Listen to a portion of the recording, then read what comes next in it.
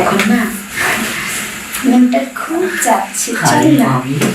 মনটা তো আমারও চাচ্ছে, তাহলে চলো শুয়ে পড়ে একটু ডুব দিয়ে জলটা খেয়ে আসি।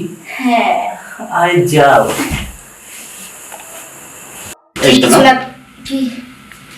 মা মরা ভাগ্নেটা আমার, সে ছোটকালে মা মারা যাওয়ার পরে যে আমি এখানে নিয়ে আসছি, তাকে কোলে পিঠে করে মানুষ করতে করতে এখন তাকে লেখাপড়া শিখাতে শিখাতে বেশ বড় হয়ে গেছে। হ্যাঁ, যেভাবে বলছো মনে হয় সবটা তুমি একাই করে নিয়েছো। না না, সেটা বলবো কেন, আমি বলছিলাম কি, তুমি তো তাকে দেখাশোনা করোই, তুমি যদি আর একটু বেশি কেয়ার করো, আর একটু বেশি দৃষ্টিভঙ্গি দাও, তাহলে হয়তো ভালো রেজাল্ট করবে। আর ভালো রেজাল্ট যদি না করতে পারে তো চাকরির সম্ভাবনা খুব কম বর্তমান জামানায়। তুমি আমার কথা শোনো, শোনো, আমি দেখাশোনা করি মানে আর একটু কেয়ার করবো মানেটাকে তুমি কি বলতে চাইছো যে আমি মানে ওকে ঠিক মতো দেখাশোনা করি না, ওকে আমি আদর করি না, ভালোবাসি না, বা এরকম কিছু বলতে চাইছো? সেটা বলে দিই না না না, তুমি এটা ভাবছো কেন? আমি কি ওইভাবে তোমাকে বলতে পারি? তুমি তার প্রতি যা করছো তার মায়ের থেকে বেশি করছো। তার মা জীবিত থাকলে এটা করতো কিনা সেটা আমি বলতে পারবো না, কিন্তু তুমি যেটা করছো অনেক। তারপরও বলছি, তারপরও কি, তারপর আর কি কথা? ওকে ভালোভাবে লেখাপড়া শিখিয়ে মানুষ করে একটা চাকরি দিতে পারলে পরের বাপের কাছে জবাবদিহি করতে পারবো না, বুঝলো না? কোনো জবাবদিহিতা লাগবে না, ভালো পজিশনে দিলে তার বাপ কখনো দ্বিমুখ প্রশ্ন করবে না আমাদের। বুঝতে পেরেছি, এই তো বলে ছোট থেকে মামার কাছে ছিল, কি করে দিয়েছে না দিয়েছে কিছু এইসব তো বলতে চাইছো নাকি? শোনো, আমার সাধ্যের মধ্যে যা আছে আমি করতেছি ওর জন্য। হ্যাঁ, ওর খাওয়া দাওয়া, লেখাপড়া, কাপড় চোপড়, পকেট খরচ থেকে শুরু করে ভালো রেজাল্ট কিভাবে করবে, কিভাবে ভালো চাকরি পাবে আমি দেখতেছি। এখন ও যদি নিজে জ্ঞান থেকে যদি না খানে সে দায়িত্ব আমার নয়। হ্যাঁ, জ্ঞান থেকে তো খাটাবেই, আমি সময় দিতে পারি না। তুমি তো সবকিছু দেখাশোনা করো, কোনো অভাব তার রাখো না, সেটা আমি জানি। সবকিছু ঠিক আছে, জেনে শুনে প্রশ্ন করছো তাই না? হ্যাঁ, কেন করছি বোঝো না? মা মরে গেছে ওর, আমাকে ওর মা খুব আদর করতো, বুঝছো? তাই তাকে এনে মানুষ করতেছে, তাকে ভালোভাবে মানুষ করে দিতে পারি না, আল্লাহর কাছে ভালো থাকবো। যা, তোমাকে এনে টেনশন করতে হবে না, তুমি যেখানে চেষ্টা করো। বুঝতে পেরেছি তুমি একটু ইমোশনাল হয়ে গেছো। শোনো, এই বিষয়টা নিয়ে ভাগিনার এই টেনশনগুলো তোমাকে করতে হবে না, ওটা করার জন্য আমি আছি। হ্যাঁ, তুমি তোমার কাজ কাম দাও, যাও, যেখানে যাচ্ছিলে সেখানে যাও। যাচ্ছি তবে তুমি এ নিয়ে গভীর কিছু ভেবো না। তুমি তাকে দেখো সেটা আমি জানি, কিন্তু আমি বলছি আমি দেখাশোনা করতে পারি না, তুমি আরেকটু সতর্কভাবে দেখো। হ্যাঁ, বুঝতে পেরেছি। যাতে জায়গা ভালো করতে পারে। তাহলে আমি চললাম।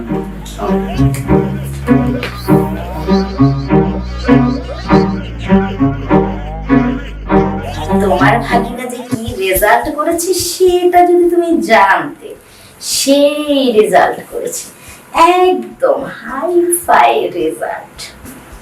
কি রেজাল্ট জানো? এই যে ডুবে ডুবে ডুবে ডুবে ডুবে মধু খাওয়ার রেজাল্ট। আমার এই রূপ যৌবনের মধ্যে ডুবে গেছে তোমার ভাই। তুমি সে কথা কি করে জানবে বলো যে তোমার ভাগিনা এত ভালো রেজাল্ট করেছে আর এত বড় হয়ে গেছে, সে এখন ডুবে ডুবে ডুবে ডুবে আমার এই রসালো দেহের মধ্যে ডুবে ডুবে মধু খাচ্ছে। এটাই হচ্ছে তার রেজাল্ট। ভাগিনাটা গেল কোথায়? নিশ্চয়ই পড়াতে গিয়ে থাকবে।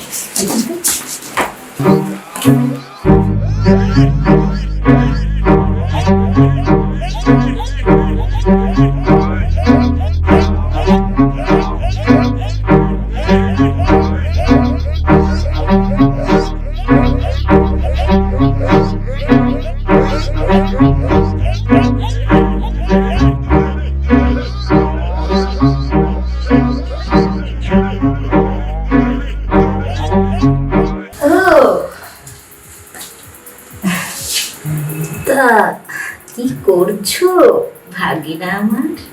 এই তো মামি, ফিজিক্যাস নিয়ে আর কি একটা বই পড়তেছি। ও, ফিজিক্যাল না ফিজিকাস, তাই না? জি।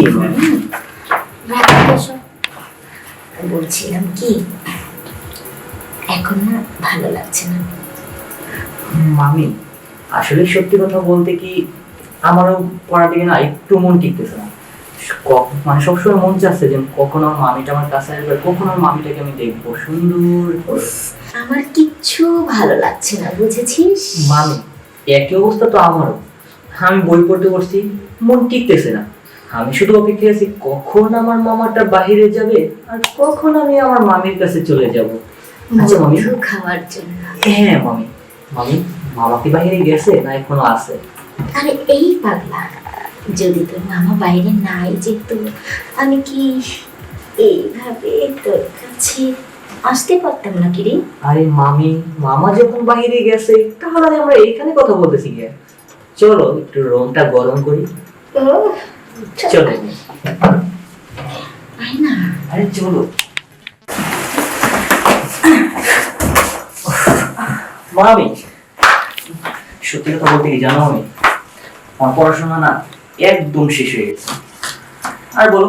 এই, তুই পড়াশোনা কি আমি শেষ করেছিলি, না তুই আমার মাথাটা খেয়ে নিচ্ছিস? আরে মামি, পড়াশোনা ঠিক থাকবো কি বলো, যদি বাসায় এরকম কুচি একটা ভাইগনার সামনে এরকম একটা মামি হাঁটা চলা করে তাহলে তো মাথাটা এমনি নষ্ট হয়ে যায়। আসলে সত্যি বলতে কি জানো মামি, কি রে? আমার দ্বারা আর পড়াশোনা হইব না মামি। কি বলছিস? তাহলে তোর মামার স্বপ্নের কি হবে? তোর মামা তো খুব স্বপ্ন তোকে অনেক অনেক অনেক লেখাপড়া করাবে, তুই অনেক বড় হবি, তোকে অনেক নামি দামি চাকরি নিয়ে তোকে সেটেল করে দিবে। সেটার কি হবে? হ্যাঁ, সেগুলি কি বালি? সেই করে বালেই পড়ছে মামি। কারণ কি জানো, বিশ্বাস করো মামি, কারণ কি রে? আমি যখনই পড়তে বসি বইয়ের পাতাটা খুলি, আমি বইটা এমনি ধরি, ধরার পরে দেখি কি তোমার যে ফিগারটা আমার আমার বইয়ের পাতায় একদম ফুটে উঠছে। এইসব জিনিস দেখার পরে মামি তুমি কি বলো, আমি কি ঠিক থাকতে পারি বলো? এই জন্যই বলি মামার স্বপ্ন স্বপ্নই থেকে যাবে, বাস্তব আর হবে না। তুই কি বলছিস রে? আমারও তো একই অবস্থা রে। তোর মামা তো পুরো খাটাস, কিছুই পারে না। মেশিন, এই মেশিন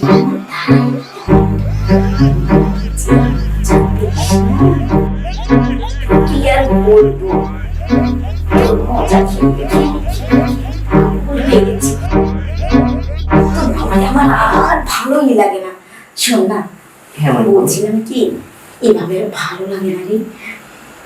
এটাকে কি স্থায়ী করা যায় না? এই যে তোর আর আমার এই জল খাওয়াটাকে, যদি কেউ কোনোদিন জলের উপর দিয়ে মাথাটাকে দেখে নেয় তখন কি হবে বলতো? আরে মামি তুমি টেনশন করো কেন? তুমিও যে চিন্তা করো আমার মতো সেই একই চিন্তা। দেখো আমরা তো ডুবে ডুবে জল অনেক দেখলাম, আর কতদিন ডুবে ডুবে জল খাবো বলো মামি? তাই আমিও চাচ্ছি যে না, আমাদের এই সম্পর্কটা আমরা স্থায়ী করে দিই, দেখবা তখন কোনো ঝামেলা থাকবে না। তাহলে চল না, তুই আমাকে নিয়ে পালিয়ে যা, চল। আরে মামি আমি তো সেই বুদ্ধি করেই রেখেছি, আমার এক ফ্রেন্ডকে বলে রাখছি একটা বাসা দেখে রাখতে। সে বলছে সামনের মাসে আমাকে বাসা দেবে, মানে সামনের সপ্তাহে আমি তোমাকে এই বাসা ছেড়ে চলে যাবো আমি, তারপরে দুজনে প্রেম সাগরে সাঁতার কাটবো সারা জীবন ভর। ঠিক আছে, ওটা হচ্ছে আমাদের নেক্সট প্ল্যান। এখন না মনটা খুব চাচ্ছে, চল আরে না। মামি মনটা তো আমারও চাচ্ছে, তাহলে চলো শুয়ে পড়ে একটু ডুব দিয়ে জলটা খেয়ে আসি। হ্যাঁ, আয় যাও।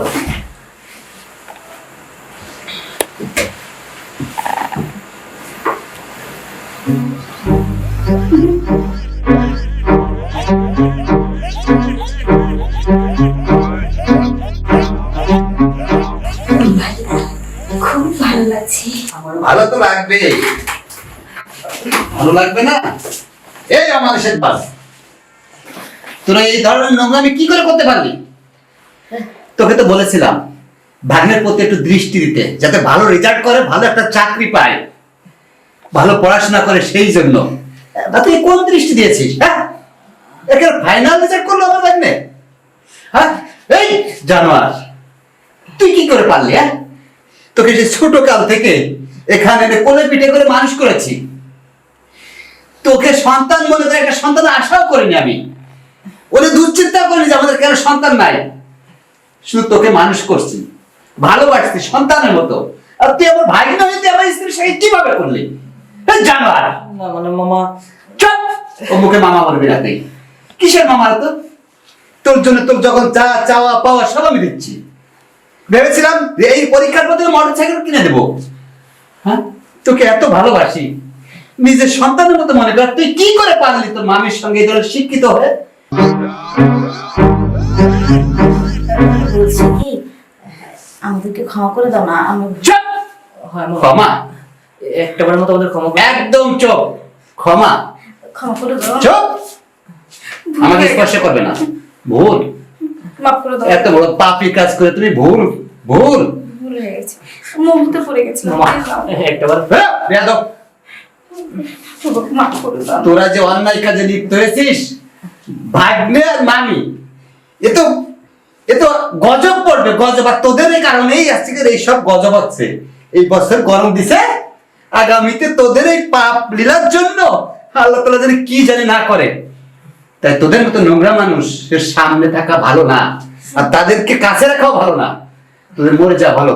বেরিয়ে যা, বেরিয়ে যা আমার এখান থেকে। কোথায় যাবো দেখো? কোথায় যাবি আমার কোনো ঠিকানা দেওয়া যাবে না, তোরা বেরো আগে। মামা, কোথায় যাবো? কোথায় যাবো? ক্ষমা করে দাও না আমাদের। ও মামা, কোথায় যাবি সেটা করার আগে ভাবা উচিত ছিল না? অন্যায় কাজ করার আগে ভাবা উচিত ছিল না? যেটা করলে কি হবে আগে ভেবে নিতে হবে। বেরো, বেরো আমার চোখের সামনে থেকে। ভুল হয়ে গেছে। দেখো, ক্ষমা করে দাও। ভুল হয়ে গেছে। কোথায় যাবো, কার কাছে যাও? তোরা কোথায় যাবি কি যাবি না সেটা আমি জানি না। আমি চাই তোরা এখানে থাকবি না, বেরো। ক্ষমা চাইছি, ক্ষমা? তোদেরকে ক্ষমা করলে আমি দায়ী হয়ে যাব, আমি পাপী হব, পাপী। বেরো এখান থেকে। তুমি ছাড়া যাবি না পুলিশ ডাকবো? তোরা যাবি না? আমার মান সম্মানের কথা না ভেবে পুলিশ ডাকবো তাই বল? না মামা, আমার মান সম্মান যাবে বিধায় আমি পুলিশ ডাকতে চাচ্ছি না। বেরো। ঠিক আছে মামা, তোমার পুলিশ ডাকতে হবে না, আমরাই চলে আমরা চলে যাচ্ছি। পারলে আমাদের ক্ষমা করে দিও। যদি ক্ষমা করে বেরো। চলো। ছি, ছি।